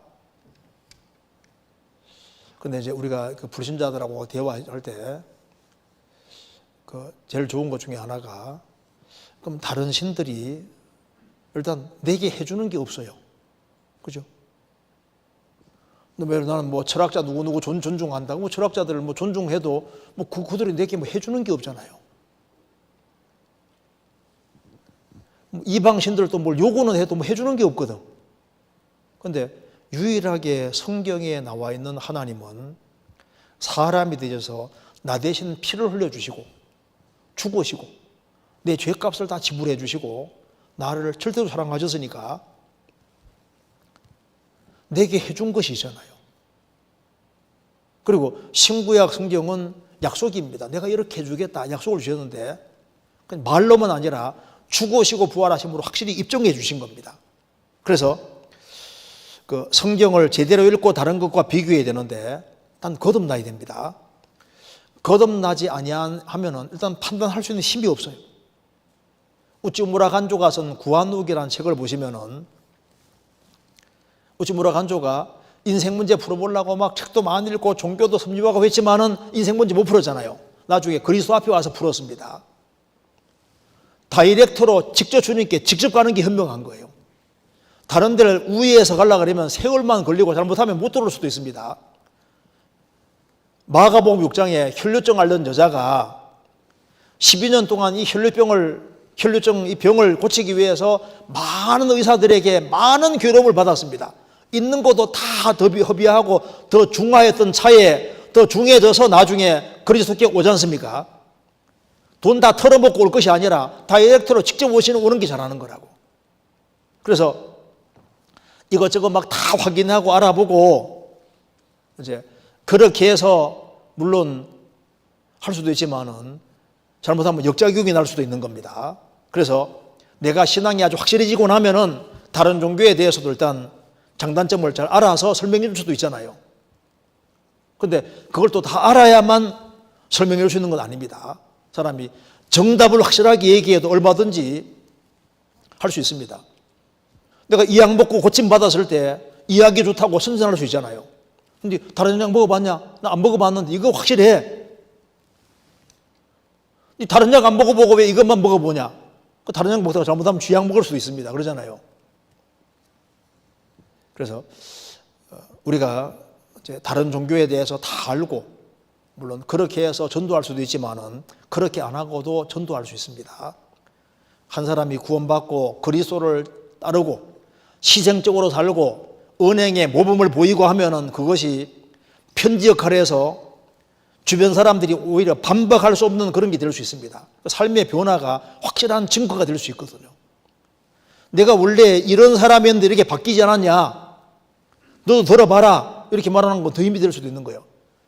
다른 여러 종교에 대해 설명하고 뭐 이제 알아보고 이렇게 하는 것도 물론 좋을 수 있지만은 그거 안 해도 확실히 구원받고 확실한 소망 가지고 확실하게 살면은 그것이 오히려 다른 종교들을 연구하는 것보다 더 좋은 게 될 수도 있습니다. 그렇잖아요. 자, 그리고 여기에 이 질문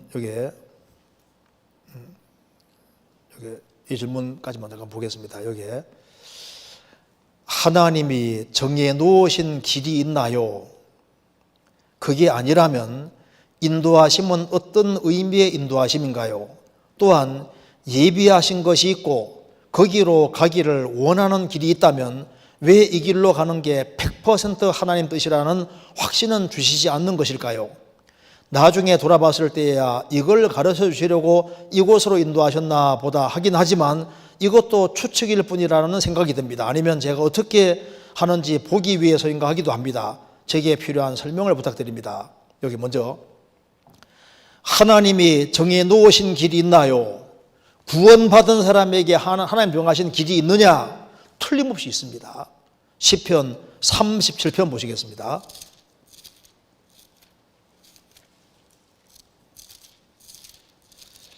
시편 37편 23절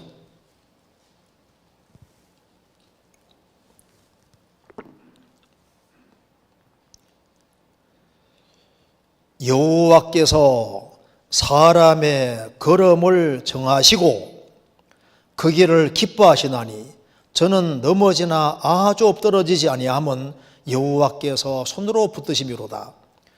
여호와께서 여기 사람이 구원받은 사람 말하는 겁니다. 구원받은 사람의 걸음을 정하시고 그 길을 기뻐하시려니 하시나니 정하신 길이 있어요. 그리고 저는 그 길을 걸어가는 가운데 혹 넘어지기도 한다 그 말입니다. 넘어지나 아주 엎드러지지 아니함은 여호와께서 손으로 붙드심이로다. 구원받은 사람은 구원받은 그날부터 주님 앞에 갈 때까지 길을 딱 코스를 정해놨습니다. 그리고 그 길을 가게 하시는 거예요. 그리고 하나님은 그 길을 걸어가는 걸 기뻐하십니다. 32편 시편 32편 8절입니다. 8절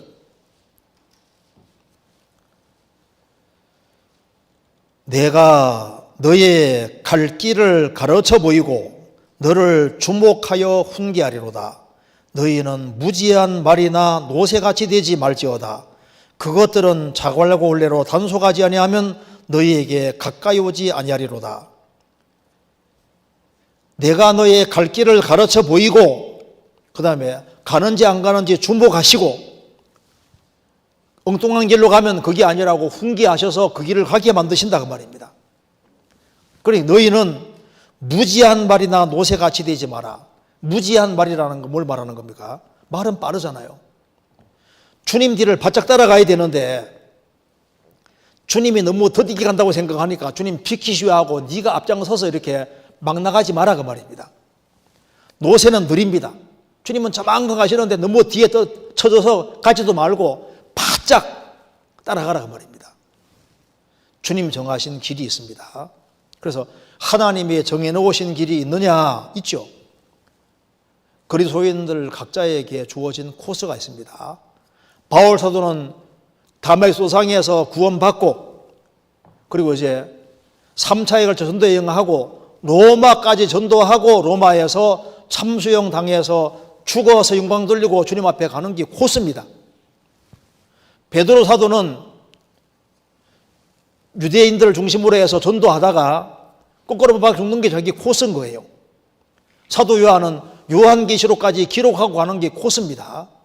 우리 각자에게 코스가 있어요. 그래서 여기에 하나님이 정해놓으신 길이 있나요? 그게 아니라면 인도하심은 어떤 의미의 인도하심인가요? 길이 있어요. 또 예비하신 것이 있고 거기로 가기를 원하는 길이 있다면 왜 이 길로 가는 게 100% 하나님 뜻이라는 확신을 주지 않는 것일까요? 자기도 잘 모르니까. 자, 욥도 이렇게 말했습니다. 욥기 23장. 욥도 이 코스가 맞는지에 대해서 잘 몰랐습니다. 23장 10절입니다. 욥기 23장 10절. 나의 가는 길을 나도 아나니, 이렇게 안 되잖아요. 나의 가는 길을 오직 그가 아시나니 그가 나를 단련하신 후에는 내가 정금같이 나오리라. 뭐 아는 것이 있는데 나의 길은 가는 길을 나는 모른다 그 말입니다. 코스가 나는 모르지만은 하나님은 아신다. 하나 확실한 것은 그가 나를 단련하신 후에는 내가 정금같이 나올 것이다. 왜 이렇게 생각하냐 하면은 11절에 내가 그의 걸음을 바로 따랐으며 내가 그의 길을 지켜 치우치지 아니하였고 내가 그의 입술의 명령을 어기지 아니하였고 일정한 음식보다 그 입의 말씀을 귀히 여겼구나. 그는 뜻을 정하시나니 누가 능히 돌이킬까? 그 마음에 하고자 하시는 것이면 그것을 행하시나니 그런즉 내게 작정하신 것을 이루실 것이라. 이런 일이 그에게 많이 있느니라. 하나님은 욥에게 작정하신 것이 있었고 그래서 그 코스를 가고 있는 중인데 왜 이런 혼란스러운 상황이 벌어지는지 모른다 그 말입니다. 10명의 자녀가 죽고 재산도 안 날아가고 병들고 이런 일이 있는데 왜 이런 일이 벌어진지는 모르고 코스는 모르지만은 나의 가는 길을 나는 모르지만 주님은 아신다 그 말입니다. 하나 확실한 것은 내 범죄로 인함이 아니라 이건 단련으로 주어진 거다. 그까지 이해하고 나중에는 정금같이 나올 것을 믿고 있습니다. 그리고 내게 작정하신 것을 이루실 것이다. 그래서 여기 질문한 대로 예비하신 것이 있고 거기로 가기를 원하는 길이 있다면 왜 이 길로 가는 게 100% 하나님 뜻이다는 확신 주지 않는 것일까요? 그렇죠. 미래는 감춰져 있기 때문입니다. 그래서 시간 지나가면은 점점 알게 되도록 정해 놓으셨습니다. 잠언 4장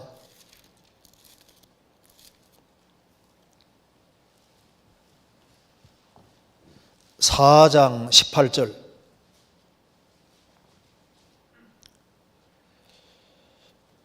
의인의 길은 돋는 햇볕 같아서 한꺼번에 확 빛나는 게 아니라 점점 빛나서 원만한 광명에 이르거니와 악인의 길은 어둠 같아서 그가 거쳐 넘어져도 그것이 무엇인지 깨닫지 못하느니라. 의인의 길은 돋는 햇볕 같아서 처음엔 어두워 보이는 거예요. 돋는 햇볕 같아서 점점 빛나서 아 그렇겠구나. 내가 제대로 가고 있구나. 그 점점 밝아져서 아 그랬구나. 나중에 가장 확실하게 알게 되는 겁니다. 한 번이면 오죽 좋아요. 아 이럴까 저럴까? 왜 이런 코스가 있을까? 왜 이럴까? 잘 모를 수 있습니다. 그런데 시간 지나가면서 아 이랬을 수 있겠네. 그럴 수도 있겠네. 나중에 시간 지나가면 점점 밝혀져서 아 그렇구나. 욥 같은 경우도 요셉 같은 경우 봐봐요. 하나님 잘 섬기려고 하는데 10명 형들이 미움받아서 갑자기 애굽에 팔려가니까 이해가 안 되잖아요. 왜 내 코스가 이럴까? 나중에 총리가 딱 될 때 환하게 밝아진 겁니다. 아 그랬었구나. 그렇게 알게 되지 않습니까? 그래서 여기 점점이란 말이 중요해요. 점점 빛나서 원만한 광명에 이른다. 돋는 햇빛 같다가 말입니다. 그래서 나중에 돌아봤을 때야 이걸 가르치시려고 이곳을 인도하셨나 보다 하긴 하지만 이것도 추측일 뿐이라는 생각이 듭니다. 아니면 제가 어떻게 하는지 보기 위해서인가 하기도 합니다. 그런데 여기서 이제 이것도 추측일 뿐이다. 이분은 참 의심도 많은 것 같아요. 자, 근데 이게 봐요. 근데 이게 추측뿐이라는 생각이 듭니다. 이 말도 상당히 일리가 있는데 왜 그러냐면은 하나님이 원래 인간에게 그 사람이 순종의 길을 걸어가면 훨씬 더 큰 축복을 줄 수도 있었던 거예요. 그런데 불순종해서 좋은 길은 좋은 길일지라도 더 좋은 길이 있을 수도 있었는데 더 낮은 길로 인도될 수도 있는 겁니다. 그렇잖아요? 자녀가 처음 태어났을 때, 야, 얘가 말만 잘 들으면 하버드 대학 보내야 되겠다. 조금 시간 지나가니까 영 아닌 것 같아. 그러니까, 야, 서울대학 갔으면 좋겠다. 나중에 시간 지나가니까 영 안 되겠네.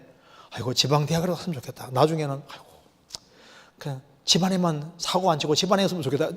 줄어들 수 있잖아요. 하나님은 인간의 자유의지를 존중하십니다. 그래서 순종의 길을 걸어갔으면 훨씬 더 나은 길로 이끌 수도 있는 거예요. 그러니까 좋은 길이 있지만 더 좋은 길도 있을 수 있는 겁니다. 인도는 이끌어는 가시지만은 더 좋은 길로도 이끌을 수도 있었던 거예요. 이게 참 중요한 문제입니다. 성경 한번 찾아보시겠습니다. 예레미야 10장. 이거 잠깐 정리하는 게 필요하겠습니다. 예레미야 10장 23절.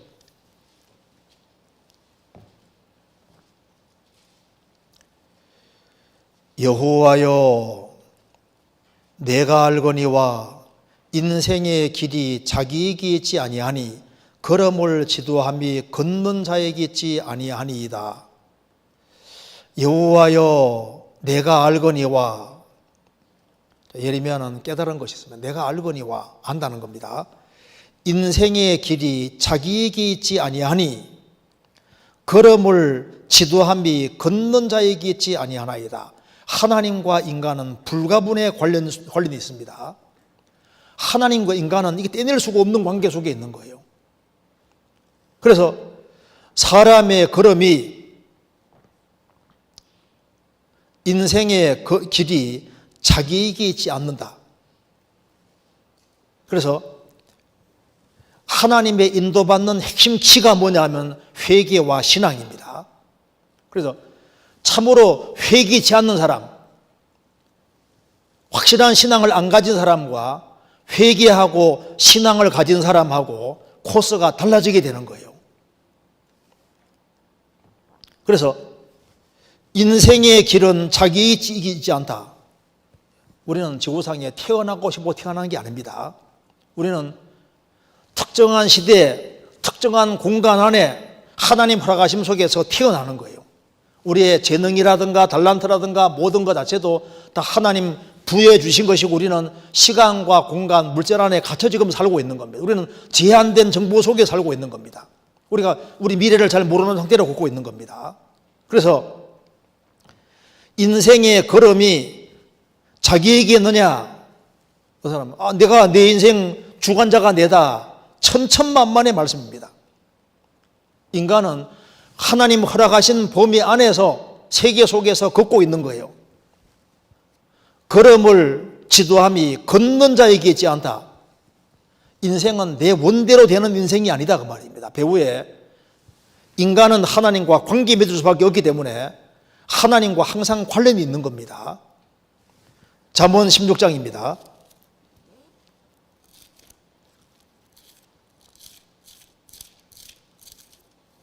잠언 16장 9절.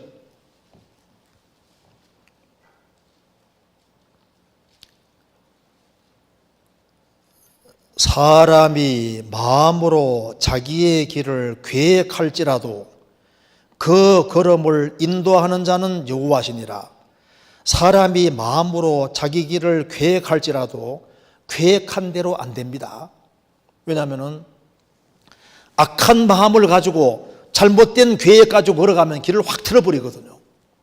그래서 다니엘 5장에 사람의 모든 걸음을 작정하시는 여호와라고. 그래서 바르지 않은 마음 가지고 있으면 주님이 엉뚱한 길로 이끌어 버리거든요. 잠언 20장 24절.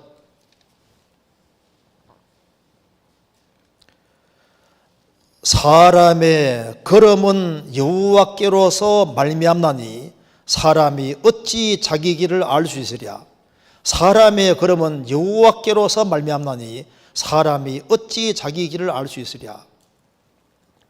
성도들도 주님이 영광스럽게 되기를 원하시기 때문에 그 사람이 바르게 행동하면은 그 사람이 원치 않는 길로 이끌어가는데 나중에 보면 가장 영광스러운 길인 겁니다. 왜? 걸음 지도하시는 분이 하나님이시니까. 그래서 잠언 3장에 너는 범사에 그를 인정하라. 그리하면 내 길을 지도하시리라. 범사의 하나님을 인정하고 살아가는 사람은 주님이 그 길을 지도하신다 그 말입니다. 정직한 주께서 의인의 첩경을 평탄케 하시고 간섭을 하시는 거예요. 그리고 굽은 길로 행하는 사람은 길이 아주 험악하게 되도록 정하시는 겁니다. 잠언 13장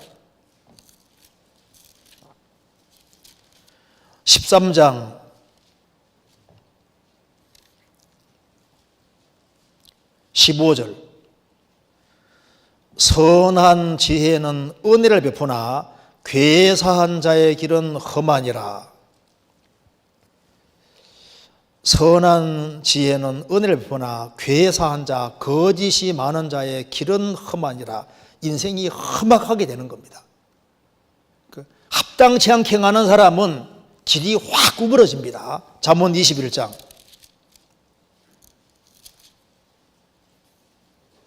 8절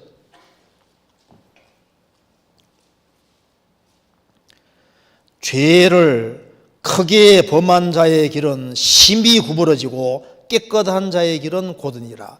죄를 크게 범한 자의 길은 심히 구부러진다. 그러니까 인생의 걸음은 하나님과 불가분 관계 속에 있는 겁니다. 그래서 그 길을 하나님이 가지고 계시기 때문에 하나님 앞에서 바른 마음 가지고 생을 살아가면은 하나님께서 그 길을 이끌어 가시는데, 요셉도 하나님이 가장 영광스럽게 되는 길로 이끌어 가시잖아요. 한나도 참 그 마음에 너무나도 고통이 많았는데 하나님이 나중에 사무엘을 주시고 인생을 얼마나 영광스럽게 하셨습니까? 그러니까 인생의 걸음은 주장자가 하나님이신 것이 맞다 그 말입니다. 그리고 내가 하나님의 뜻 가운데 행할 때 이건 내가 원한 길이 아닌데 하면 싫어할 수도 있잖아요. 자, 그런 사람 위에 이렇게 말씀했습니다. 욥기 34장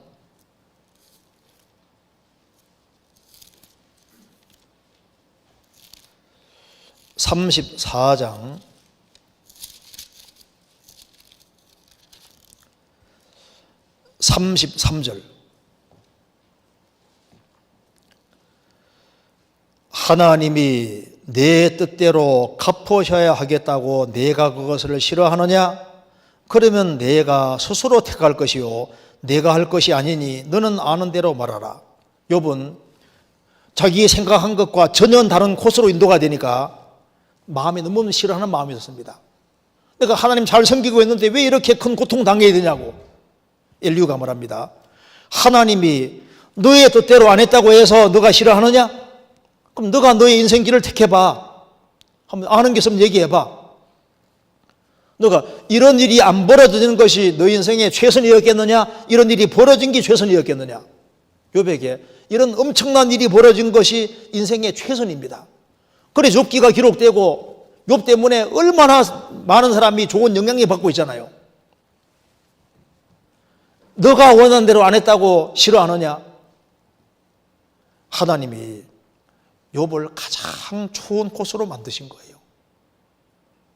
구레네 사람 시몬이 예수님이 십자가 지고 가시는데 계속 여러 번 넘어지니까 로마 군병이 너 일로 와 해가지고 십자가를 대신 짊어지웠습니다. 억지로 십자가 지고 골고다산까지 갔는데 그 일 때문에 그 집안이 구원받은 것이 나오잖아요. 인생의 길에 갑자기 십자가 지오는 일이 있고 찾는 사람이니까 주님이 그런 길을 또 엮어버리는 거예요. 에티오피아에서 예루살렘까지 마차 타고 여행하는데 진리를 구하고 찾는 사람이니까 주님이 빌립 보내서 딱 만나게 해주시잖아요. 루시 진리를 구하고 찾는 마음이 있으니까 나오미와 만나게 해주시고 나중에 보아스 신랑이 되게 신부가 되게 해주시고 다윗 족보에 들어오게 하잖아요. 인생의 길이 자기에게 있는 게 아닙니다. 아합은 하나님 등지는 길을 택하니까 그는 완전 무장하고 전쟁터에 들어갔는데 솔기사에 화살이 맞아 결국 피 흘리고 죽잖아요. 인생은 자기 원대로 되는 게 아닙니다. 압살롬이 다윗을 배반해서 반역을 일으켰습니다. 나중에 노새 타고 전쟁터에 있다가 상수리 나무 가지에 머리가 딱 걸리지 않습니까? 죽잖아요. 그렇게 죽을지는 몰랐습니다. 여기 질문하기를 나중에 알아봤을 때는 이걸 가르쳐 주시려고 이곳을 인도하였나 보다. 하지만 이것도 추측일 뿐이라고 생각이 듭니다. 요셉에게 물은 뭐라 할까요? 자기 인생 코스가 추측이라고 할까요? 하나님의 인도하심이라고 할까요? 요셉은 틀림없이 말합니다. 이건 하나님의 인도하심이었다. 욥에게 물은 뭐라 했을까요? 욥은 틀림없이 하나님이 정하신 코스입니다. 신앙의 경험이 있는 사람은 추측이 나중에 확신이 되는 겁니다. 그리고 하나님의 인도를 받았다 할지라도 그것이 최선은 아닐 수 있는 거예요. 왜? 잘하는 것도 있고 더 잘할 것도 있거든요. 더 순종했으면 주님이 더 크고 더 귀한 코스를 만들 수도 있었던 거라고요. 주님은 좋은 길로 인도해 주시는 건 맞지만은 더 좋은 길이 있을 수 있는 겁니다. 드로베나 드로보사 로마 16장에 참 너희를 위해서 수고한 드로베나 드로보사 보시는 많이 수고하고 사랑하는 보시라고 했습니다. 드로베나 드로보사가 최선이냐? 조금 더 분발했으면 그 앞에 사랑하느니란 말이 많이 사랑하는 그 말이 붙을 수도 있잖아요. 그렇잖아요. 주님은 구원받은 사람을 이끌어 가십니다. 이끌어 가시는데 누가 가장 잘 인도받았느냐? 그거는 주님 앞에 어떤 태도를 가지고 살았느냐, 얼만큼 헌신했느냐, 거기에 따라 차이가 있을 수 있습니다. 그래서 하나님은 구원받은 사람을 다 이끌어 가시고 나중에 천국 갔을 때 야, 하나님 다 도와주셨구나 이런 걸 압니다. 그런데 내가 더 좋은 코스로 인도받을 수도 있었을 텐데 그런 후회는 있을 수 있는 거예요. 주님은 축복해 주시지만은 분량에 따라 축복해 주시는 겁니다. 그리고 확신이라는 것은 신앙의 경험 속에서 조금 더 확신이 자꾸 생길 수 있는 거예요. 추측인 것이 나중에 세월이 지나가면 확신이 될 수도 있는 겁니다. 아, 이게 주님 뜻일까? 시간이 지나가면 그걸 알게 되는 거예요. 아, 주님이 왜 이렇게 하셨구나. 영영물을 나의 찬송 추가 인도하셨네. 주님이 이렇게 인도해 가시는 겁니다. 오늘 좀 질문이 좀 다른 질문도 있는데 오늘 여기까지 하도록 하고 또 다음에 하도록 하겠습니다. 같이 기도하시겠습니다.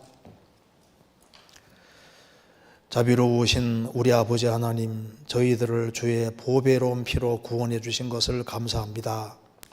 역사의 마지막 시대를 살아가는 저희들에게 주님이 더욱 굳건한 믿음을 주시고 또 주님 일을 잘 감당할 수 있도록 도와주시고 30배, 60배, 100배의 결실하는 귀한 인생이 되도록 도와주옵소서. 또 다음 시간 주의 거룩한 말씀께 부탁드립니다. 우리 구주 예수 그리스도 이름으로 기도하옵나이다. 아멘. 수고하셨습니다.